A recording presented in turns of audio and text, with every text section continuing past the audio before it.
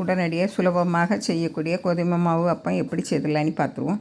1 cup கோதுமை மாவு, 1/4 cup அரிசி மாவு, கொஞ்சம் ஏலக்காய் தூள் எல்லாம் சேர்த்து நல்லா கலந்து வச்சிடுங்க. 3/4 கப்பு வெல்லத்தை போட்டு 1/2 கப்பு தண்ணி விட்டு நல்லா கரைச்சி வடிகட்டி அதில் விட்டுடலாம். கொஞ்சம் லேசாக ஆறணும். கொதிக்க விடக்கூடாது. ஒரு 2 நிமிஷம் வச்சு இருந்துட்டு அப்படியே விடணும். விட்டுட்டு பிறகு தேவையான அளவு தண்ணி விட்டு நல்லா அப்பமாவை நாங்கள் கரைச்சி எடுத்துடுங்க. ரொம்பவும் கட்டியாகவும் இருக்கக்கூடாது, தண்ணியாகவும் இருக்கக்கூடாது. கட்டியாக இருந்தாக்கி பிரிஞ்சு வரும். பாருங்கள், 2 மணிக்கூர் அப்படியே வச்சுருங்க. நம்ம பேக்கிங் சோடா எதுவும் போட வேண்டாம். இல்லை ஒரு பேக்கிங் சோடாக்கு பதிலாட்டு நீங்கள் ஒரு 1/2 டீஸ்பூன் நெய் விட்டுருங்க. நெய் விட்டு கலந்து அப்பம் மட்டும் சுட்டு எடுங்க. நம்ம பேக்கிங் சோடா போட்டு சுட்டினா உடனடியாக அதை சுட்டுடலாம்.